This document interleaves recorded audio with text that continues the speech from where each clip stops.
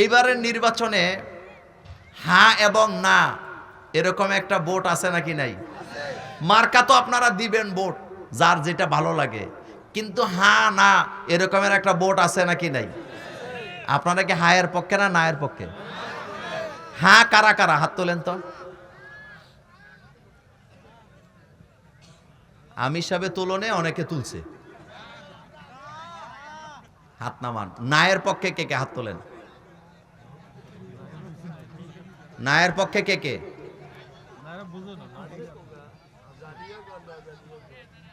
শোনেন, এবার শোনেন, আমার দিকে তাকান।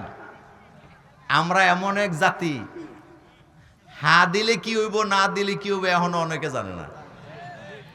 কথা সত্য নেই? যার কারণে কয়দিন আগে আমাদের দেশের একজন পিসাব ঠেলার চোটে বলে ফেলছে হায়ের মধ্যে ভোট দেওয়া যাবে না। মানে উনি নিজেও বুঝে নাই ঘটনাটা আসলে কি। হ্যাঁ মানে হলো অতীতে যা যা কারুকালাম হয়েছে, ইঞ্জিনিয়ারিং, এগুলা ভবিষ্যতে আমরা আর চাই না। বলেন আমরা আর চাই না। এটা হলো হ্যাঁ। তো এটাই তো হওয়া উচিত নাকি? হ্যাঁ মানে হলো আমরা আর ভারতের দালালি চাই না। হ্যাঁ মানে হলো মিথ্যা নাটক সাজায় কোন আলেমকে জঙ্গি বানানো এই দেশে আমরা আর চাই না। হ্যাঁ মানে হলো ভোট দিবে 5 বছরের জন্য, থাইকা ফেলবেন 16 বছর, এটা চাই না। হ্যাঁ মানে হলো একই ব্যক্তি সমস্ত ক্ষমতার মালিক, এটা আমরা আর চাই না। এটা হ্যাঁ মানে হলো ভবিষ্যতে যারা ক্ষমতায় থাকবেন জবাবদিহিতা থাকতে হবে। কি থাকতে হবে? হায়ের আরেকটা গুরুত্বপূর্ণ মানে হলো সংখ্যাগরিষ্ঠ যারা হবেন তারা নিজেদের দলকে আজীবন ক্ষমতায় রাখার জন্য ইচ্ছামতো সংবিধানকে বদলাইয়া কাট কেটে কুটে শেষ করে দিবেন। এই সুযোগ আর বাংলাদেশে দেওয়া হবে না। তাহলে আমরা কি হানা না? হানা না? হায়ের পক্ষে ছিলেন ওসমান হাদিরা। বলেন কারা? ওসমান হাদিরে তোমরা শহীদ করো নাই, তোমরা তোমাদের কপালের মধ্যে ঝাড়ু পিটা করছো। কারণ এক ওসমান হাদিকে তোমরা হত্যা করছো। কয়টা গুলি করবা? কয় হাজার গুলি তোমার কাছে আছে? তোমার বুলেট শেষ হবে, বাংলাদেশে ওসমান হাদির সংখ্যা শেষ হবে না। এই বাংলাদেশে 2টা লোক মানুষের কাছ থেকে সবচেয়ে বেশি দোয়া পাইছে, একটা হলো ওসমান হাদি, আরেকটা হলো বেগম খালেদা জিয়া। কথা কন না কেন? খালেদা জিয়া এত দোয়া কেন পাইছে বলেন তো? কারণ তিনি কখনো কোনো আলেমের বিরুদ্ধে একটা বক্তব্য দেয় নাই।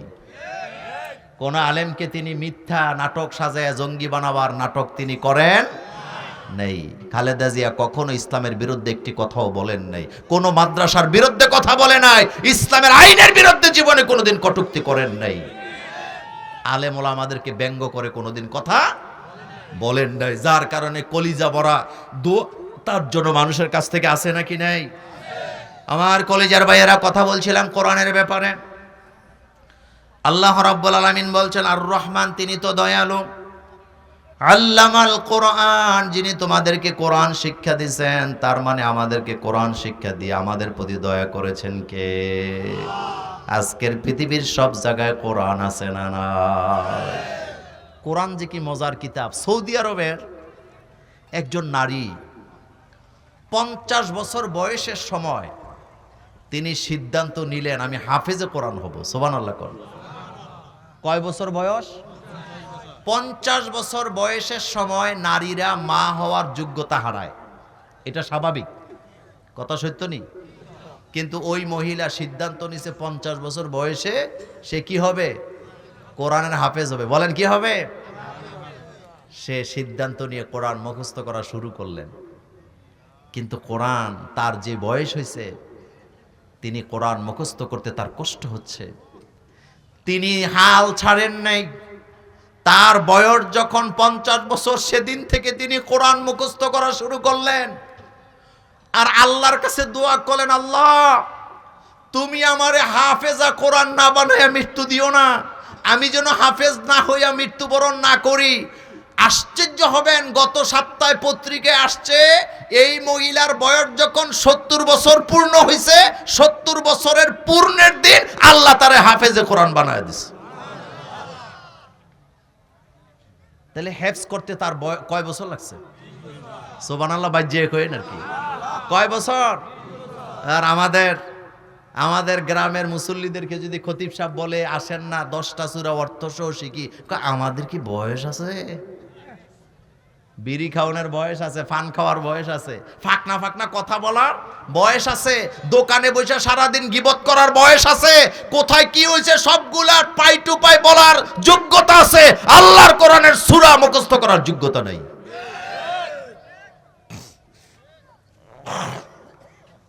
আমি আজকে যে ওয়াজ করতেছি, কোন জায়গাটা অপছন্দ হয়েছে 10 দিন পরেও বলতে পারবে, কিন্তু কোরআন মুখস্থ করতে বললে আর ভালো। আচ্ছা বলেন তো, কোরআন যারা বেশি মুখস্থ পারবে তাদের লাভ না লস? হাসরের মাঠে আল্লাহ এই কথাটাই বলবেন, এ করা অর্থাৎ কি? পড়ো এবং চড়ো। সুবহানাল্লাহ কোন? পড়ো এবং চড়ো, যত পড়বেন তত উপরের দিকে উঠাই দিবে কে? আচ্ছা বলেন তো, জান্নাতে বাউল গানের আসর হবে? জোরে কর না। রবীন্দ্রসঙ্গীতের আসর হবে? নাচানাচির আসর হবে? কিসের আসর হবে? কোরআনের। সুবহানাল্লাহ, কিসের আসর হবে? জান্নাতে এই রকমের কোরআনের একটা আসর হবে। সেখানে তাফসির মাহফিল নয়, কোরআনের তেলাওয়াত, যেটাকে আপনারা কেরাত সম্মেলন বলেন, কোরআনের তেলাওয়াতের সম্মেলন জান্নাতে হবে। সুবহানাল্লাহ। লম্বা হাদিস, আল্লাহ রাব্বুল আলামিন সর্বপ্রথম হযরতে দাউদ আলাইহিস সালামকে বলবেন, দাউদ তুমি কোরআন পড়ো, তোমাকে আমি যে কণ্ঠ দিছিলাম এই কণ্ঠটাও তোমার জন্য মুজিজা ছিল। দাউদ আলাইহিস সালাম যখন তার কিতাব তেলাওয়াত করতেন, আকাশের পাখিগুলা তার চতুর্পাশে নেমে বসে যেত। জোরে কোন সুবহানাল্লাহ। দাউদ আলাইহিস সালামের উপরে কোন কিতাব নাযিল হয়েছে বলেন? জাবুর। তিনি যখন তেলাওয়াত করতেন, সমুদ্রের মাছগুলা তার কণ্ঠ শোনার জন্য খালের ভিতর দিয়ে লাইনে লাইনে তার নিকটবর্তী হতো। আকাশে যাকে যাকে পাখিরা উঠত, দাউদ আলাইহিস সালাম যখন জাবুরে টান দিতেন, পাখিগুলা ধাপ করে নিচে নেমে তার চতুর্পাশে, তার মাথা, তার কাঁধের উপরে বসে যেত। কি কণ্ঠ আল্লাহ তাআলা দিয়েছে। আল্লাহ রাব্বুল আলামিন বলবেন, দাউদ তুমি কোরআন পড়ো, সূরাতুল বাকারা। হযরতে দাউদ আলাইহিস সালাম সূরাতুল বাকারা তেলাওয়াত করবেন। দাউদ আলাইহিস সালামের তেলাওয়াতের পরে আল্লাহ বলবেন, হাবিব আপনি সূরাতুল ইয়াসিন তেলাওয়াত করেন।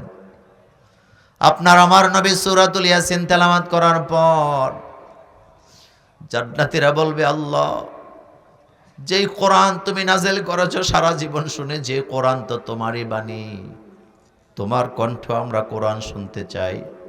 আল্লাহ বান্দাদের আবদার রক্ষা করার জন্য আমাদের সামনে সূরাতুল আর রহমান তেলাওয়াত করে শোনায়া দিবে।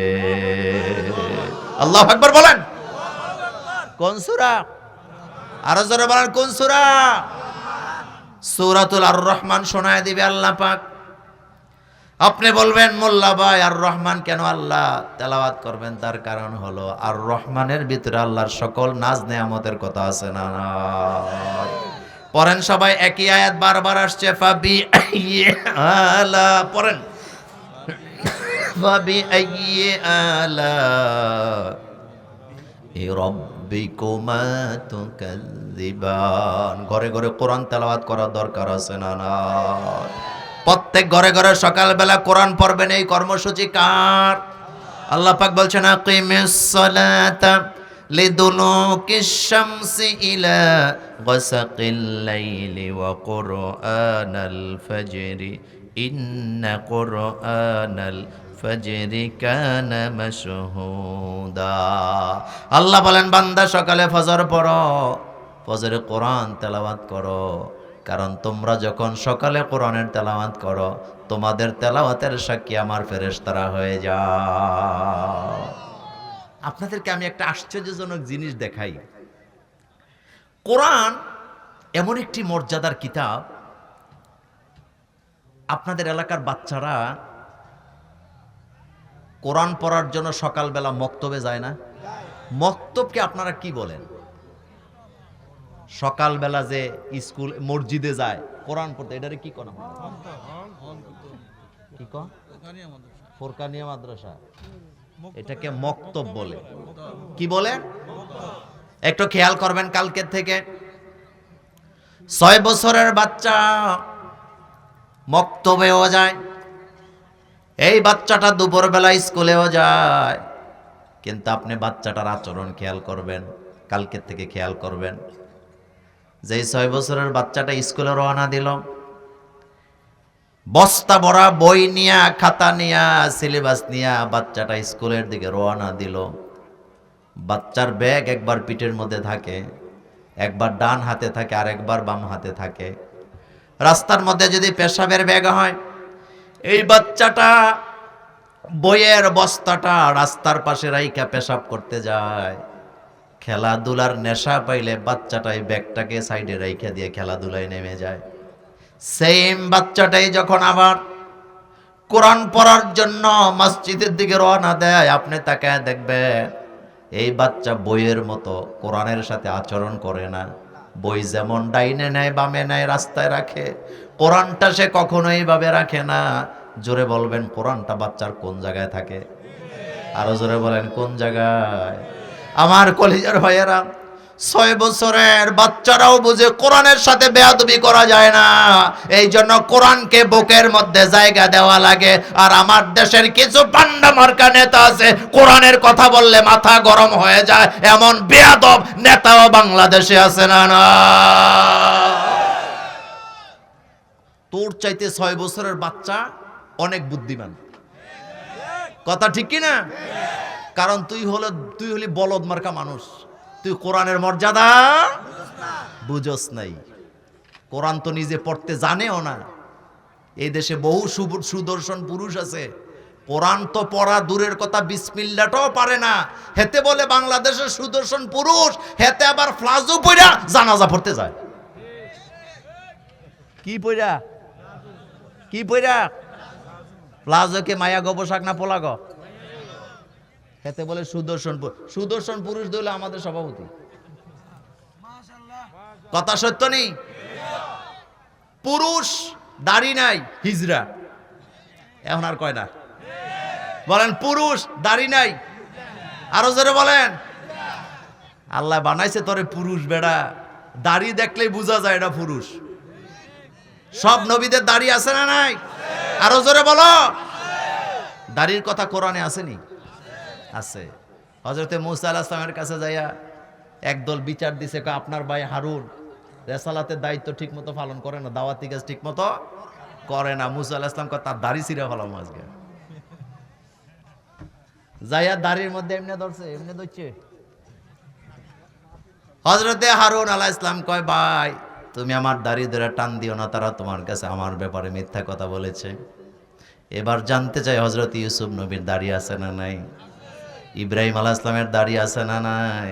তো সুদর্শন তো তারা দাড়ি রাখে যারা, দাড়ি রাখে যারা, তারা হলো সত্যিকারের পুরুষ। বিজ্ঞানীরা স্বীকার করেছেন, দাড়িওয়ালা মানুষের যৌবন শক্তি বেশি, পুরুষত্ব বেশি তাদের। কিসের কারণে? হরমোনের কারণে। কথা কয় না, কিসের কারণ? তুই তো কোদাল দিয়া কামাইতে কামাইতে তোর কাম শেষ, হরমোনেরই কি হয়ে গেছে। ইদানিং আবার ফ্যাশন বাইর হয়েছে, বেড়া বেড়ি হয়, বেড়ি বেড়া হয়। কথা সত্য নেই? তবে এটা অরিজিনাল না নকল?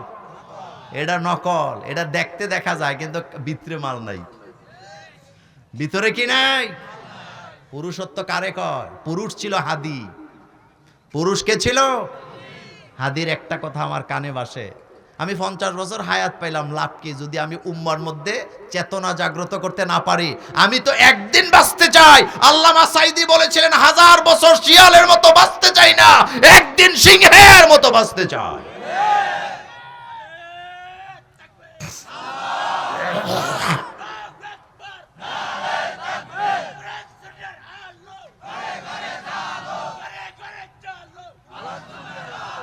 আমার কলিজার ভাইয়ের এই স্লোগানটাকে আমরা ভালোবাসি নাকি বাসি না? জগন্নাথ বিশ্ববিদ্যালয়ে দেখছেন না? আমার কাছে আশ্চর্য লাগে, যারা ইসলামের সাথে বেয়াদবি করে আল্লাহ তাদের বোকা বানায় এবং লাঞ্ছিত করে। কয়টা করে? কয়টা? এক নম্বরে কি বানায়? বোকা। আচ্ছা বলেন তো, ফেরাউন্নারে আল্লাহ কি শুধু ধ্বংস করছে না বোকা বানাইছে? কত বোকা আল্লাহ বানাইছে তারে। তার ঘরে মুসা আলাইহিস সালাম লালিত পালিত হয়েছে, বড় হয়েছে, তার খবরই নেই। কথা সত্য নেই? এই জগন্নাথ বিশ্ববিদ্যালয়ে যারা নারে তাকবীরের আওয়াজ শুনে মাইক টেনে নিয়েছে, আল্লাহ তাদের বোকা বানাইছে, লাঞ্ছিত অপমানিত করেও ছেড়ে দিয়েছে। জগন্নাথ বিশ্ববিদ্যালয়ের নারে তাকবীরের আওয়াজ আর ভারতের সেই মুস্কান, মনে আছে? কি নাম? কি আওয়াজ দিছিল? তারা বলছিল জয় শ্রীরাম, আর আমার বোন মুস্কান বলেছিলেন নারাই তাকবীর, আল্লাহু আকবার, লিল্লাহি তাকবীর, আল্লাহু আকবার। আমার মুস্কানের স্লোগান বাংলাদেশের জগন্নাথের স্লোগান একসাথে হয়ে সারা বিশ্বকে কাঁপন ধরিয়ে দিয়েছে। এটার সাথে বেয়াদবি করতে যাইস না, লুঙ্গি থাকবে না, লুঙ্গি থাকবে না, ইজ্জতের লুঙ্গি হারায় দুনিয়া থেকে বিদায় নেওয়া লাগবে। কারণ এই তাকবীর আমাদেরকে শিখাইছে কে? এ কথা কোরআনে আসেনি? অরব্বাকা ফাকাব্বির, বলেন অরব্বাকা ফাকাব্বির। শুনেন, বাংলাদেশে বর্তমানে কোরআনের বিরুদ্ধের কোনো লোক নাই, সবাই চায় দেশে কোরআনের আইন হোক। আমাদের তারেক জিয়া, তিনি যখন বাংলাদেশে আসলেন, তিনি 300 ফিটে একটা বক্তৃতা দিছে না? ওই বক্তৃতাটা আমি মোল্লা নাজিম 3 বার শুনছি, 3 বার আমি শুনছি। আমি নিশ্চিত এখানে অনেক বিএনপির লোক আছেন যারা নিজে এটা একবারও শোনেন নাই, কেউ হয়তো মাঝে মধ্যে শুনছেন, কিন্তু আমি তারেক জিয়ার বক্তব্যটা আমি মোল্লা নাজিম 3 বার শুনছি পুরাটা। তারেক জিয়ার বক্তব্যের মধ্যে কোরআনের আইনের কথা আসেনি? আসতে কয় আসেনি? তারেক জিয়া স্পষ্ট বলেছেন, আগামীতে যারা এদেশে সরকার গঠন করবেন তারা ন্যায় ইনসাফের ভিত্তিতে রাসূলুল্লাহর আদর্শ দিয়া সরকার গঠন করতে হবে। বলছেনি? বলছেনি? আচ্ছা, রাসূলুল্লাহর আদর্শ মানে কি? আরো জোরে বলতে হবে। আম্মা জান আয়েশা সিদ্দিকা রাদিয়াল্লাহু তাআলা আনহার কাছে একজন সাহাবা গেলেন, যায়া বললেন, মা আয়েশা বলেন তো রাসূলুল্লাহর আদর্শ কি? মা আয়েশা উল্টা প্রশ্ন করেন, আলাস্তা তাকরাউল কোরআন, তুমি কি কোরআন পড়ো নাই? সাহাবা বলেন, কুলতু বালা, আমি বললাম হ্যাঁ মা, আমি তো কোরআন পড়েছি। মা আয়েশা বলেন, এই কোরআনটাই হলো রাসূলুল্লাহর আদর্শ। রাসূলুল্লাহর আদর্শ কি? জোরে বলেন, আরো জোরে বলেন। এই কোরআনের সাথে সারা জীবন থাকতে রাজি আছি না নাই? আরো জোরে বলেন, আছি না নাই? যতদিন দুনিয়াতে বেঁচে থাকবো কোরআনের বিরুদ্ধে যাব না, কোরআনের সাথে বেয়াদবি করব না, ইসলামের বিরুদ্ধে কখনো দাঁড়াবো না। কাঁধে কাঁধ মিলায় ইসলামের জন্য কাজ করতে রাজি আছো মুসলমান? 2 হাত উঁচু করে আমার আল্লাহকে দেখায় দাও।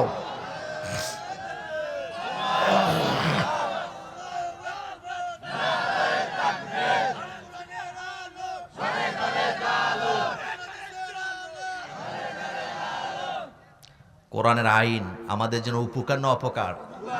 গত 3-4 দিন আগে হাইকোর্ট একটা নির্দেশনা দিছে যে 2 বিয়ে করলে দ্বিতীয় বিয়ে করতে প্রথম বউয়ের পারমিশন লাগতো না।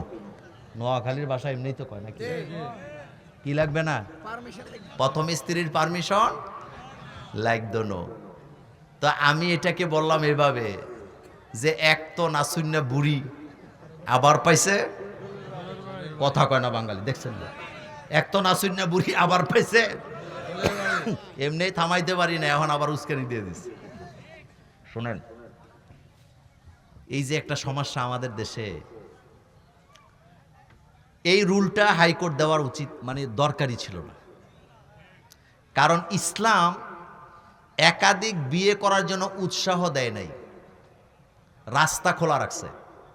কথা বলেন না কেন? কি খোলা রাখছে? রাস্তা। কেন রাখছে সেটা পরে বলে, আগে শোনেন। ইসলাম বলেছে, কোরআন বলেছেন মাসনা সোলাসা রোবা, একসাথে কিন্তু বলছে তুমি 2টা করো, 3টা করো, 4টা করো, কিন্তু সর্বশেষ আয়াতের শেষ অংশে বলছে, যদি তুমি আশঙ্কা করো স্ত্রীর মধ্যে সমতা বজায় রাখতে পারবা না, ন্যায় বিচার ইনসাফ কায়েম করতে পারবা না, তাইলে তুমি কয়টাতে সন্তুষ্ট থাকবা? কথা কন না কেন? একটা। তাইলে আচ্ছা বলেন তো, সভাপতির বক্তব্য আগে হয় না পরে হয়? প্রধান অতিথির বক্তব্য পরে হয় না? মূল বক্তব্য আগে হয় না পরে হয়? পরে হয়। ফাইনাল কথা আল্লাহ পাক বলছেন, যদি তুমি আশঙ্কা করো ইনসাফ কায়েম করতে পারবা না, তাহলে তুমি কয়টাতে সন্তুষ্ট থাকো? কিন্তু আমাদের দেশে একটা সমস্যা আছে, এই সমস্যাটা আগে বলি। আমাদের দেশের মায়েরা বোনেরা তারা জন্মগতভাবেই দেখতেছে তার আব্বা এক বউ, তার দাদার এক বউ, তার চাচার এক বউ, তার জ্যাঠার এক বউ, তার নানার এক বউ, যার কারণে স্বামীর ভাগ আমাদের দেশের মেয়েরা কাউকে দিতে চায়। কথা সত্য নেই? কিন্তু আরব দেশের সাথে আপনি এটা মিলান কেন?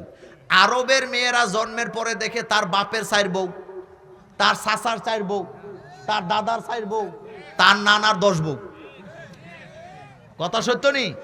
তো ও তো জন্মের পরেই দেখতেছে তার একাধিক বউ, তো ওর কাছে তো এটা স্বাভাবিক মনে হয়। আর আমার বাংলাদেশে জন্মের পরে দেখতেছে কয় বউ? সুতরাং এটা নেওয়ার মতো মন মানসিকতা এখন আমাদের দেশের মেয়েদের তৈরি।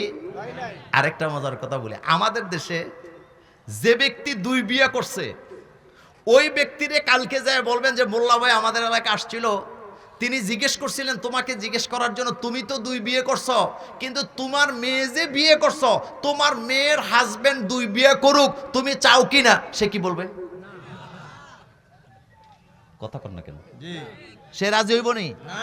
আচ্ছা, বাংলাদেশের একজন বড় মাপের আলেম, নাম বলবো না, নাম বললে আপনারা বুঝিয়ে ফেলবেন, আমাদের সবার ওস্তাদ মনে করেন, উনি একাধিক বিয়ে করছে, কিন্তু ওনার মেয়ের হাজবেন্ড কোনো কারণে 2 বিয়ে করতে চাইছে, উনি রাজি হয় না। কথা বুঝছেননি? উনি কিন্তু বুঝে লেগে হাসে, মানে বুঝা ফেলছে কার কথা বলছে। অর্থাৎ ওস্তাদ বিয়ে করছে একাধিক, কিন্তু ওস্তাদের মেয়ের হাজবেন্ড 2 বিয়ে করুক এটা উনি চায় না। ঠিক সেম আপনাদের এই এলাকায় যদি কেউ 2 বিয়ে করে থাকে, কালকে যে জিজ্ঞেস করেন তুমি তো 2টা করছো, তো তোমার মেয়ের জামাইরিও 2টো কারামো, উনি কইব ভাই মাফ চাই, দোয়া হচ্ছে, এই কাম করিচ্ছা। কথা সত্য নেই? কথা সত্য। সুতরাং এত লাফালাফির দরকার নেই। আর হাইকোর্ট এই রুল না দিলেও ভালো ছিল, কথা ঠিক কি না? রাস্তা খুলে দিছে কে? কিন্তু আল্লাহ কি 2 বিয়ে করতে উৎসাহ দিছে নাকি? কোরআনের প্রত্যেকটা আইন ব্যাখ্যা বিশ্লেষণ করে মানুষকে সিদ্ধান্ত নিতে হয়, কারণ কোরআন নাজেল করছে কে? কোরআন কিন্তু আল্লাহ ব্যাখ্যা সহকারে নাজেল করেন, এটাকে আল্লাহ সংক্ষেপ করে নাজেল করেছেন। কোরআনকে যদি আল্লাহ ব্যাখ্যা সহকারে আল্লাহ নিজে নাজেল করতেন, এই কোরআনের পাণ্ডুলিপি আপনি কখনো উঠাইতে পারতেন না। এই জন্য কথাকে আল্লাহ ছোট্ট ছোট্ট করে আমাদের জন্য নাজেল করছেন। কল্যাণে না অকল্যাণে? কল্যাণে। কোরআনের প্রত্যেকটা আইনের মধ্যে কল্যাণ আছে নাকি নাই? আছে। আল্লাহ যেন আমাদেরকে কোরআনের জন্য কবুল করেন, আমরা বলি আমিন। আল্লাহ যেন আমাদেরকে কোরআনের পক্ষে থাকার তৌফিক দান করেন, আমরা বলি আমিন। আমরা কোরআন ছাড়া অন্য কোনো দিকে মুখ ফিরাবো না। শেষ কথা বলে দিয়ে যাই, আমরা আর বিনদেশীদের তাবেদারি করতে চাই না। কথা বলেন চাই? আরো জোরে বলেন চাই? তারা যে আমাদেরকে কদ্দুর সম্মান দেয় এটা তো আমরা দেখছি। তারা আমাদের এক মুস্তাফিজকে সহ্য করতে পারে না। কালকে অনেকে কইবেন মোল্লা ভাই ক্রিকেট খেলা বললেন কেন? আমি ক্রিকেটের কথা বলতেছি না, মুস্তাফিজকে তারা বাদ দিয়ে আমাদের সম্মানের মধ্যে তারা আঘাত করেছে। তবে আলহামদুলিল্লাহ বর্তমান প্রশাসন হাদির শহীদের বিনিময়ে অন্তত এতটুকু শিখেছেন যে ভারত যদি আমাদের চোখে চোখ রাঙায় কথা বলে, আমরাও তাদেরকে চোখে চোখ রাঙায় কথা বলতে শিখেছি। ইট মারলে কি খাওয়া লাগে? আরো জোরে বলতে হবে। তারা আমাদেরকে মনে করছে এটা আমাদের পেঁয়াজের বাজার, তারা আমাদেরকে মনে করছে এটা তাদের কিসের বাজার? পেঁয়াজের বাজার। এটা তাদের রসুনের বাজার, এটা তাদের ফেন্সি ডিলের বাজার। কথা সত্য নেই? এটা তাদের গাজার বাজার। কথার জবাব দেন, ফেন্সি ডিল কি বাংলাদেশে তৈরি হয় না ভারতে তৈরি হয়? গাজা কি বাংলাদেশে চাষ হয় না ভারতে হয়? ইয়াবা কি বাংলাদেশে বানায় না মায়ানমারে বানায়? আমার দেশ সোনার দেশ, আলহামদুলিল্লাহ কোন আমার দেশ সোনার দেশ। এই ছোট্ট মানচিত্রের ভিতরে শুধু বর্ডারে যারা ডিউটি করে এগুলা যদি আল্লাহওয়ালা হইতো, আল্লাহকে ভয় করত, বাংলাদেশে একটা নেশাখোর দূরবীন দিয়ে খুঁজে পাওয়া যেত না। কারণ নেশা আমার বাংলাদেশে হয় না, আলহামদুলিল্লাহ কোন নেশা আমার বাংলাদেশে হয় না। নেশা হয় কোথায়? ইন্ডিয়াতে নেশা হয়, মায়ানমারে। তারা আমাদের কাছে এগুলা সাপ্লাই করে, আর তারা মনে করছে এটা আমাদের ফেন্সি ডিলের বাজার। ভবিষ্যতে যারা বর্ডার গার্ডে দাঁড়াবে, হিম্মত নিয়ে দাঁড়াতে হবে আর আইন করতে হবে।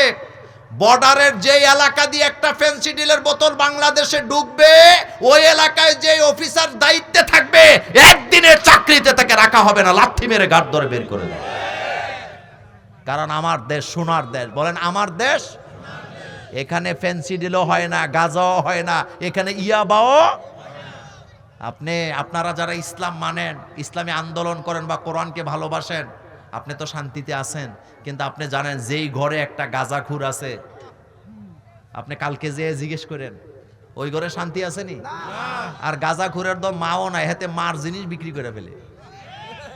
কথা ঠিক না? বাপের গলার মধ্যে কি ধরে? আমার দেশে গাজা আসার কথা না, এটা মসজিদের দেশ। সুবহানাল্লাহ কোন বাংলাদেশে এমন কোন গ্রাম আছে যেখানে মসজিদ নাই? কথা বলেন আছে? এমন কোন গ্রাম আছে যেখানে মাহফিল হয় না? কোরআন ক্ষমতায় আসুক চাই না আসুক, এখানে কোরআন সব সময় মাথা উঁচু করে দাঁড়ায় থাকবে ইনশাআল্লাহ। আল্লাহ যেন আমাদেরকে কোরআনের জন্য কবুল করেন, আমরা বলি আমিন। আর জোরে বলি আমিন।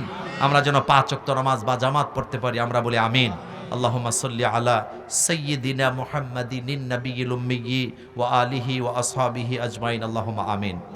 রব্বানা যালামনা আনফুসানা ওয়া ইল্লাম তাগফির লানা ওয়া তারহামনা লানাকুনান্না মিনাল খাসিরিন। আয় আল্লাহ তাআলা, পীরে কামেল আলহাজ মরহুম হাফেজ দেওয়ান আব্দুর রশিদ সাহেবের মসজিদ যুব সমাজ প্রবাসী কল্যাণের পরিষদের উদ্যোগে আজকের এই আয়োজন, ৫ম বার্ষিক তাফসীরুল কোরআনের মাহফিল দয়া করে কবুল করে নাও। আমাদের দোয়া দরুদ সালাম সোনার মদিনায় নবী পাকের রওজা মুবারকে পৌঁছায় দাও।